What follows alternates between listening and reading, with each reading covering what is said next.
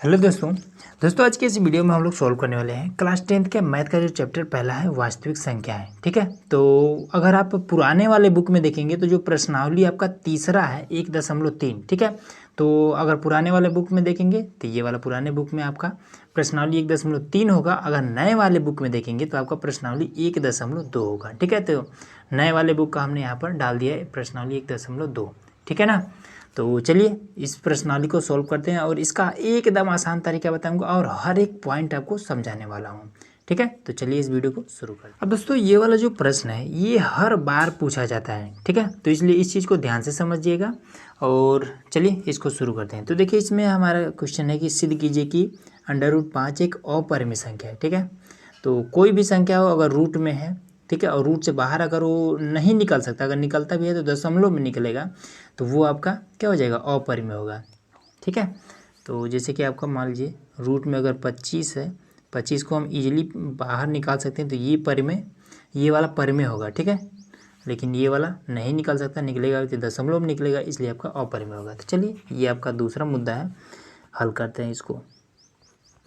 तो सबसे पहले हम क्या करेंगे कि हमें तो पता है कि ये आपका अपरिमेय है, लेकिन कह रहा है कि आप सिद्ध करिए इसको। तो हम क्या करते हैं, सबसे पहले इसको हम परिमेय मानेंगे। तो लिखेंगे कि माना √5 एक परिमेय संख्या है।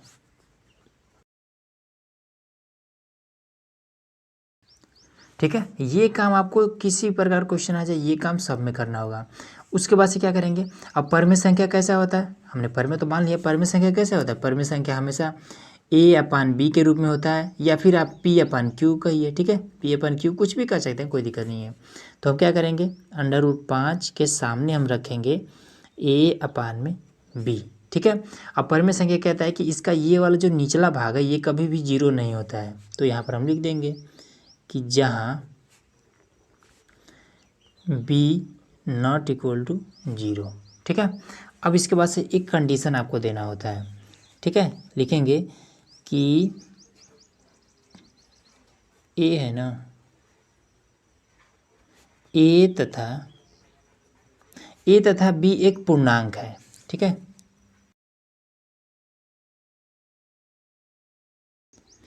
A तथा B एक पूर्णांक है जिसके एक के अतिरिक्त और कोई भी गुणनखंड नहीं है। ठीक है, इस चीज़ को भी समझाऊंगा।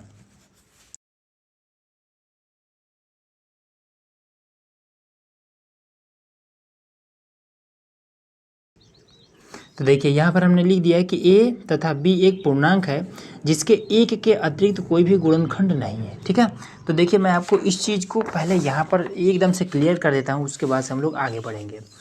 तो देखिए इसमें क्या कह रहा है कि A तथा B एक पूर्णांक है। ठीक है, तो पूर्णांक पर सबसे पहले किसको कहते हैं, तो पूर्णांक हम कहते हैं जैसे कि 2, 4, 3। ठीक है, जितने भी अंक है या फिर वो प्लस में हो या फिर वो माइनस में हो, ये सभी के सभी आपके क्या होते हैं, पूर्णांक होते हैं। पूर्णांक क्लियर हो गया। तो कहता है कि A तथा B एक पूर्णांक के रूप में है, मतलब कि यहाँ पर अगर हम रियलिटी में देखें तो यहाँ पर कोई एक ऐसा अंक लेंगे जिसका क्या हो जाएगा, जिसका एक के अतिरिक्त कोई भी गुणनखंड ना हो। ठीक है, अब इसका क्या मतलब है, तो जैसे मान लीजिए 8। ठीक है, 8 का अगर हम गुणनखंड करेंगे तो 2 चौका 8, 2 दूना 4, फिर 2 एकम 2। तो 8 के कितने गुणनखंड है, 1, 2, 3 और 1, 4। 8 के 4 गुणनखंड है। तो कह रहा है कि इसमें एक ऐसा अंक लीजिए यहाँ पर। ठीक है, एक ऐसा अंक यहाँ पर लेना है जिसका एक गुणनखंड हो। तो ऐसा कैसे हो सकता है, तो 5 ले सकते हैं, 7 ले सकते हैं। ठीक है, क्योंकि 5 का अगर करेंगे तो 5 एकम 5, यहाँ पर देखिए एक ही से कटेगा या फिर स्वयं 5 से ही कटेगा। ठीक है, तो कह रहा है कि कुछ ऐसा ही यहाँ पर अंक लिया जाएगा। ठीक है, हालांकि यहाँ पर अंक रखना नहीं है, सपोज करना है कि यहाँ पर कुछ इस तरीके का अंक है। ठीक है ना, तो अब इसके बाद से देखिए कि जैसे यहाँ पर ये वाला 8 है, तो 8 को कौन कौन विभाजित कर सकता है, तो 8 को ये वाला 2 भी विभाजित कर सकता है, ये 2 भी विभाजित कर सकता है, 1 भी विभाजित कर सकता है 8 को। ठीक है, ये वाला 2 भी विभाजित कर सकता है। उसी तरीके से 5, तो 5 को कौन कौन काट सकता है, स्वयं 5 काटेगा या फिर 1 काटेगा। ठीक है ना, तो यहाँ पर आपको एक ऐसा ही अंक रखना है जिसको क्या करे, केवल एक ही विभाजित करे। ठीक है, तो आप 5 रखिए, 7 रखिए, 19 रखिए, 23 रखिए, इस तरीके का कोई भी कुछ रख सकते हैं, ठीक है। तो ऐसे भी कहीं कहीं पर ऐसे भी लिखा रहेगा कि ए तथा बी एक पूर्णांक है तथा यह एक सह अभाज्य है। सह अभाज्य का मतलब भी यही होता है कि जिसका वे संख्या है जिसका एचसीएफ केवल एक हो, ठीक है। तो आपका 5, 7 इसी तरीके का होगा। ये चीज़ आपको क्लियर हो गया। अब इसके बाद से देखिए, अब यहाँ पर हम काम करते हैं।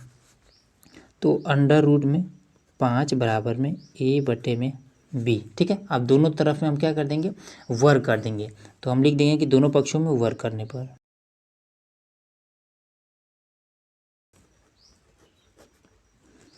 तो चलिए वर्क कर देते हैं। तो अंडर रूट में 5 का स्क्वायर और ए बटे में बी का स्क्वायर, ठीक है।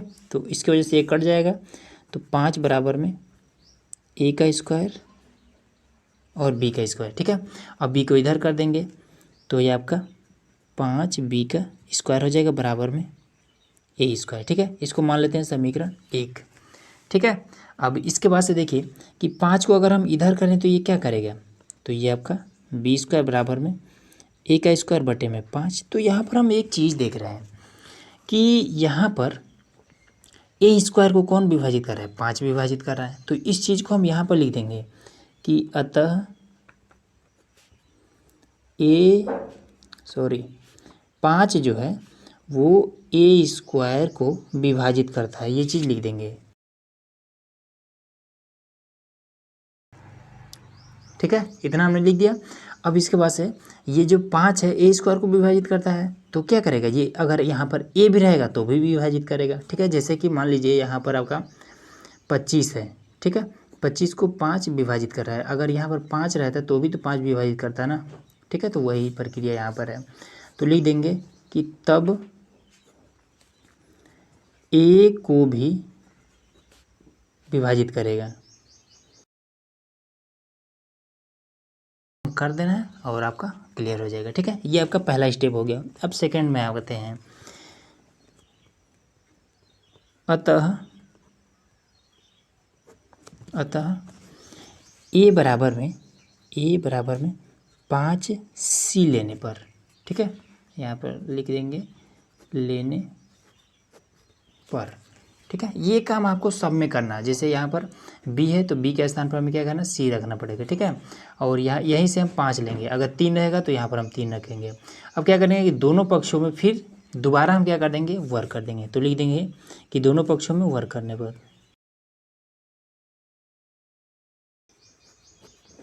तो देखिए जब वर्क करेंगे तो ये वाला कितना हो जाएगा, ए का स्क्वायर बराबर में 5 सी का स्क्वायर, ठीक है। तो ये आपका ए स्क्वायर हो जाएगा बराबर में ये आपका 25 और सी स्क्वायर, ठीक है।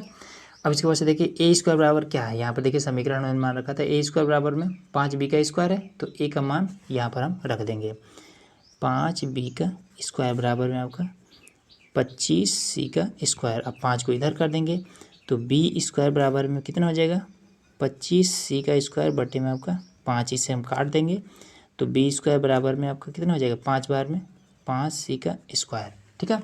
अब ये 5 यहाँ पर गुणा कर दिया जाएगा, भाग करने लगेगा, तो ये आपका बी स्क्वायर बटे में आपका 5 बराबर में आपका सी स्क्वायर, ठीक है। अब यही सेम यही वाला चीज़ हम यहाँ भी लिख देंगे, ठीक है। अब क्यों लिखेंगे अभी आपको पता चल जाएगा। तो चलिए इसको लिख देते हैं। तो लिखेंगे कि अतः 5 बी स्क्वायर को भी विभाजित करता है,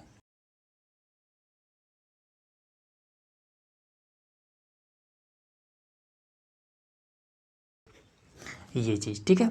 अब यहाँ पर अब आइए शुरू में हम लोग चलते हैं, ठीक है। यहाँ पर देखिए, अब यहाँ पर हमने क्या माना था कि ए तथा बी एक पूर्णांक है जिसके एक के अतिरिक्त कोई भी गुणनखंड नहीं है, ठीक है। और यहाँ पर हमने आपको क्या बताया था कि जो गुणनखंड होते हैं, जैसे यहाँ पर देखिए 8 के गुणनखंड यही सब है, ठीक है। तो ये चीज़ कैसे हुआ है, जैसे 2 क्या कर सकता है, 8 को विभाजित कर सकता है, ये वाला 2 भी 8 को विभाजित कर सकता है, ये 2 भी 8 को विभाजित कर सकता है, ठीक है। तो 8 के गुणनखंड ही 8 को विभाजित करते हैं, ठीक है। तो यहाँ पर आइए, तो यहाँ पर हमने लिखा है कि ए तथा बी एक पूर्णांक है जिसके एक के अतिरिक्त कोई भी गुणनखंड नहीं है, मतलब कि ए और बी को केवल एक ही विभाजित करेगा और कोई भी विभाजित नहीं करेगा। लेकिन यहाँ पर हमें रिजल्ट क्या मिल रहा है, यहाँ पर हम देख रहे हैं कि ए स्क्वायर को 5 विभाजित करता है, मतलब कि ए को भी 5 विभाजित करेगा। ठीक है, अब यहाँ पर हम क्या देख रहे हैं कि यहाँ पर बी स्क्वायर को 5 विभाजित करता है, मतलब बी को भी 5 विभाजित करेगा। ठीक है, तो ये चीज़ तो गलत हो रहा है ना, तो यही चीज़ यहाँ पर हमें लिख देना है कि अतः यह विरोधाभास उत्पन्न करता है। ठीक है, लिख देंगे।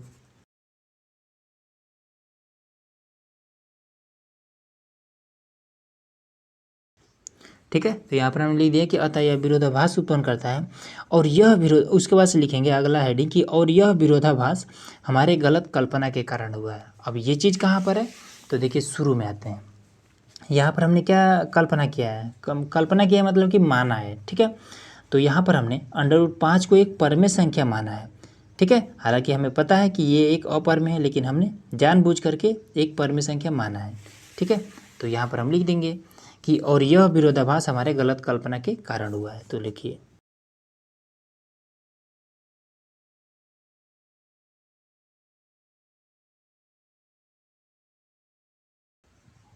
तो इस तरीके से आपका ये बस आपको इतना ही लिख देना है। ठीक है, यहाँ पर देखिए लिख दिया है कि और यह विरोधाभास हमारी गलत कल्पना के कारण हुआ है। बस ये आपका सिंपल सा आंसर आ गया। ठीक है, इस तरीके से आपको करना है। उम्मीद है कि ये वाला आपको क्वेश्चन इजीली समझ में आ गया होगा। ठीक है, अब ये वाला अगर आ गया तो देखिए इसका अगला वाला भी इजीली आपको आ जाएगा समझ में।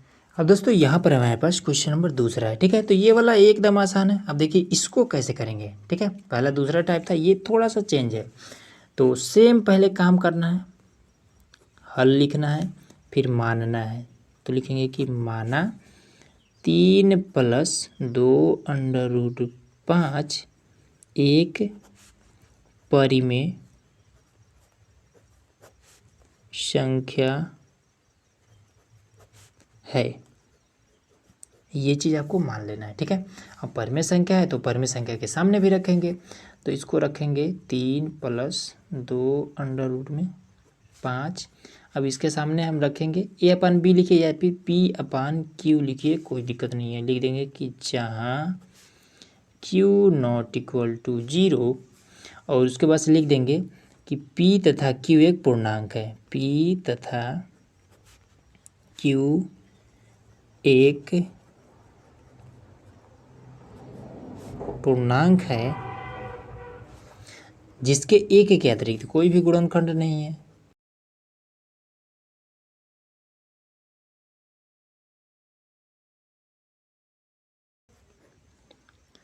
ठीक है, यहाँ पर हमने लिख दिया। अब इसके बाद से देखिए यहाँ पर क्या करेंगे कि ये रूट से ये तो बाहर है, 3 तो रूट से बाहर है, तो 3 को भी इधर भेज देंगे। 2 रूट से बाहर है, 2 को भी उधर भेज देंगे। ठीक है, तो देखिए 3 प्लस में इधर जाएगा तो माइनस में हो जाएगा, तो यहाँ पर आपका क्या बचेगा, 2√5 बराबर में p/q माइनस का 3।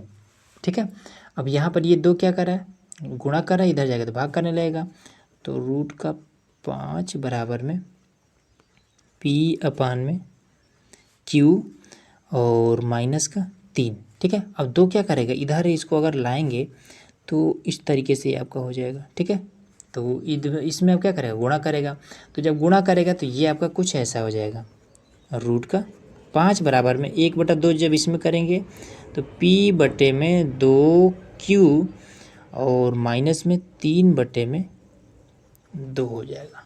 ठीक है ना, ये चीज़ आपको क्लियर हो गया। अब यहीं से आपको एक चीज़ मिल जाएगा। अब आपको पता है कि √5 एक अपरिमेय संख्या है। ठीक है, अब ये सभी क्या है, ये तो सभी तो रूट में तो है नहीं, तो मतलब कि ये सभी आपके क्या हो जाएंगे, एक परिमेय हो जाएंगे। और कभी भी अपरिमेय संख्या परिमेय संख्या के बराबर नहीं हो सकता है। ठीक है, यही चीज़ यहाँ पर लिख देना है। तो देखिए हम क्या करेंगे, सबसे पहले LHS लेंगे। ठीक है, या फिर RHS भी ले सकते हैं, कोई दिक्कत नहीं है। तो लिखेंगे दायां पक्ष। ठीक है, दायां पक्ष या बायां पक्ष कुछ भी लीजिए, दायां पक्ष। ठीक है, तो लिख देंगे कि यहाँ P तथा Q और 3,2 एक पूर्णांक है, एक पूर्णांक है। ठीक है, इसलिए इसलिए यह एक परिमेय संख्या है।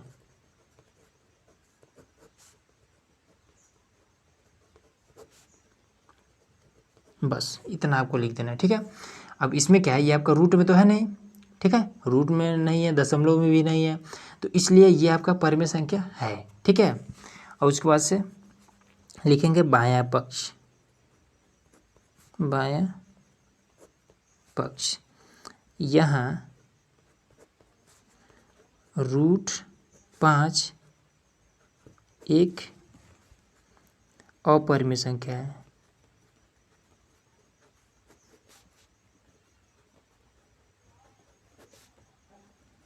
अपरिमेय संख्या है, ठीक है। लिख देंगे इसलिए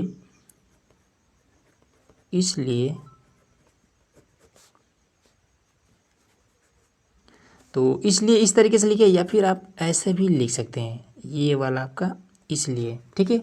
इसलिए √5 नॉट इक्वल टू P बटे में 2Q माइनस का 3 बटे में 2, ठीक है। इस तरीके से आपको लिख देना है और लास्ट में आपको यही चीज़ लिख देना है कि अतः यह विरोधाभास उत्पन्न कर रहा है, ठीक है। अब विरोधाभास उत्पन्न कहाँ पर हो रहा है, तो यहीं पर हो जा रहा है कि √5 ये अपरिमेय संख्या परिमेय संख्या के बराबर आ रहा है, ठीक है। यहीं पर विरोधाभास उत्पन्न हो रहा है, तो यही चीज़ यहाँ पर लिख देना है कि अतः यह विरोधाभास उत्पन्न हो रहा है।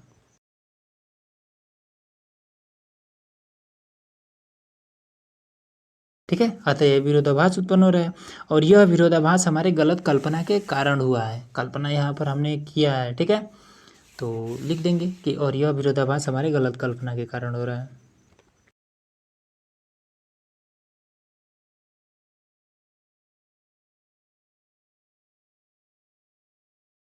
ठीक है, इतना अगर आपने लिख दिया तो बस ये आपका हो गया कंप्लीट, ठीक है। इस तरीके से आपका क्वेश्चन नंबर दूसरा भी हो गया, ठीक है। अब चलिए क्वेश्चन नंबर तीसरा में मैं आपको बता दे रहा हूँ। अब दोस्तों यहाँ पर हमारे पास क्वेश्चन नंबर तीसरा है, ठीक है। तो देखिए क्वेश्चन नंबर तीसरा एकदम आसान है। अगर आपने 2 क्वेश्चन को आसान तरीके से समझ लिया है तो इसको तो आप वैसे ही लगा देंगे। जैसे आपको क्वेश्चन नंबर फर्स्ट वाला देखिए, तीसरा का फर्स्ट नंबर हल करके दिखा रहे हैं, ठीक है। तो चलिए हल करते हैं इसको।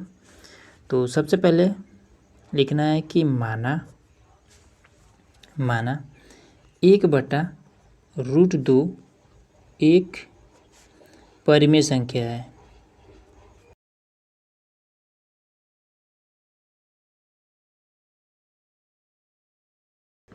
अब देखिए ये चीज़ हो गया। अब इसके बाद इसको हम परिमेय संख्या के सामने रखेंगे कि 1/√2 बराबर में P बटे में Q लिख देंगे कि जहाँ सेम वैसे ही करना है, Q नॉट इक्वल टू 0, ठीक है।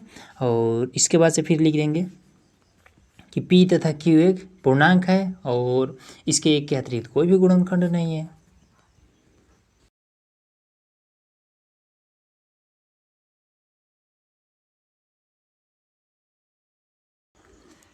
तो अब देखिए यहाँ पर हमने इस चीज़ को लिख दिया कि P तथा Q एक पूर्णांक है जिसके एक के अतिरिक्त कोई भी गुणनखंड नहीं है, ठीक है। ये चीज़ क्या लिखा है, ये सारा हमने क्वेश्चन नंबर 1 में आपको क्लियर कर दिया था, ठीक है। अब देखिए यहाँ पर आगे हल करने की कोई ज़रूरत नहीं है। यहाँ पर देखिए 1/√2, ठीक है। तो देखिए एक तो आपका ये एक पूर्णांक है, ठीक है, लेकिन √2 क्या है, ये आपका एक अपरिमेय है, ठीक है, पूर्णांक नहीं है। तो इसमें क्या है कि ये वाला आपका एक अपरिमेय संख्या है और ये आपका परिमेय संख्या है, तो अपरिमेय संख्या परिमेय संख्या के बराबर नहीं हो सकता है। तो यहाँ पर हम लिख देंगे, डायरेक्ट आपको लिखना है दायां पक्ष या फिर बायां पक्ष। तो चलिए बायां पक्ष लिख दे रहे हैं इस बार कि बायां पक्ष, ठीक है। यहाँ 1/√2 एक अपरिमेय संख्या है।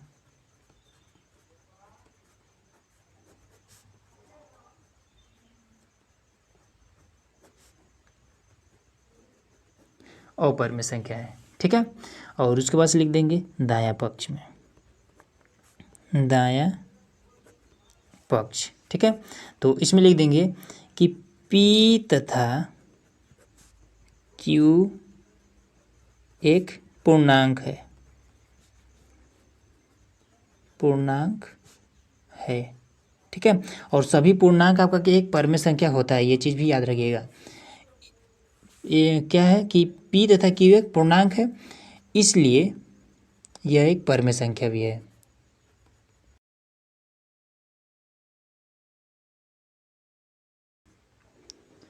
भी है, ठीक है। इतना हो गया।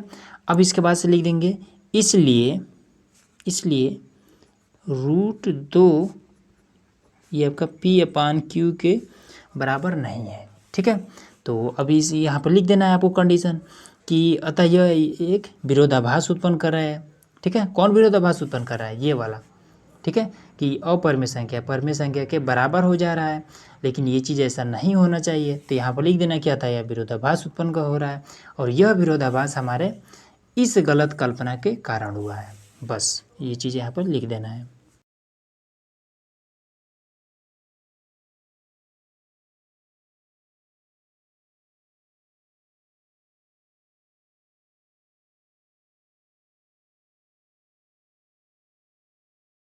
तो यहाँ पर हमने इस चीज़ को लिख दिया, ठीक है। बस इतना लिख दिया और ये आपका आंसर हो जाएगा, ठीक है। अब देखिए इसी तरीके से ये वाला सेकेंड वाला, ठीक है। तो सेकेंड वाला तो आप वैसे भी लगा सकते हैं, ठीक है। देखिए मैं आपको थोड़ा सा यहाँ पर हिंट दे रहा हूँ कि 7 में आपका 5 है, इसको हम p/q या फिर a/b के सामने रखेंगे, ठीक है। अब इसको हम इधर कर देंगे तो ये आपका किधर चला जाएगा, ये वाला इसके साथ में गुणा करने लगेगा, इधर गुणा कर इधर भाग करने लगेगा, यहाँ पर उठ करके ये आ जाएगा। फिर अब देखिए अपर में हो गया, ये आपका पर में है, फिर यही वाला कंडीशन आपको लिख देना है, ठीक है। और ये वाला क्वेश्चन नंबर जैसे हमने दूसरा को हल किया था सेम वैसे ही इसको भी कर देंगे, ठीक है। तो उम्मीद है कि ये सारा चीज़ आपको एकदम से ईजिली समझ में आ गया होगा, ठीक है। तो चलिए मिलते हैं इसके अगले चैप्टर में, क्योंकि इसका जितना भी प्रश्नावली था नए बुक में जितना प्रश्नावली था वो आपका अब ख़त्म हो गया, ठीक है। तो चलिए इसके बाद से आपका चैप्टर है बहुपद, उसको हम लोग हल करने वाले हैं। तो इसलिए आप वीडियो को लाइक और चैनल को सब्सक्राइब करके रखिएगा ताकि आने वाली वीडियो का नोटिफिकेशन आपको ईजिली मिल जाए।